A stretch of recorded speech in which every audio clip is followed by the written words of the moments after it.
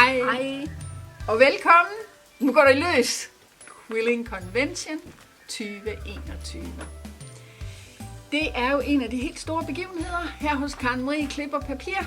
Vi nyder hvert år at møde jer og se jeres ting og mærke jer. Og i år har vi fundet på noget rigtig godt. Vi kan godt lide at vise lidt nye teknikker, og der må jo også gerne komme lidt jul ind. Og vi har fundet de sødeste englebasser til jer. Små englebørn. De har ansigter. Synes du ikke, det er smart, Hanne? De er søde, ikke også? Jo, det er nemlig rigtig fint. Og du har et tip til, hvordan man kan... Ja, hvis man skal sætte ansigter på, så er det en god idé at prikke dem ud med en hulstanser. Og ved du hvad? Sådan en giver vi jer som gave, hvis I køber et kit. Det er jo en af de temaer, vi har udvalgt, så vi har en Quilling Convention gave med. Og det her, det er en af Quilling Convention kittene.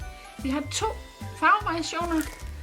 Vi har jo fået nogle nye genbrugsstrimler, og de er så smukke i farverne. Og der har vi lavet sådan en pastel-engle.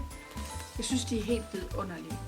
Og uanset om du køber den ene eller den anden, så får du denne her lille smarte poncho med som gave. Var det ikke det om den? Jo, så har vi noget andet. Vi har jo lanceret nogle kurve, og der har vi vist en ny fletteteknik, og den kommer I til at se mere til, hvordan I kan bruge den her under Quilling Convention. Men nu starter vi med at lave nogle søde forårskurve med nogle blomster, der lige nu pipler frem. Perlehyacinter. Og de er kommet også lidt i genbrugsfarver. Ja. Og det er jo ingen hemmelighed, vi er vilde med den her teknik, Hanne. Nej, den er sjov. Vi synes, det er så sjovt. Det kan vi se, I også er. Mange af jer er allerede gode til at lave den. Og Ja. man kan bruge lang kam, men man kan også have det sjovt med den her giant comb. Og der udnytter man strimlerne helt perfekt. Du hører der også en gave med her. Der hører også en gave med. Alle, der køber det her sæt, får sådan en fin idépakke her med kort og kuverter og et lille idéark. Ja, altså det er de her kort. Prøv at se, der har man brugt flet til lige at klippe en lille kurv. Så det er en rigtig sød måde at lave kort. Vi ved jo, der er mange, der godt kan lide at lave kort. Så der er også lidt nye idéer til jer.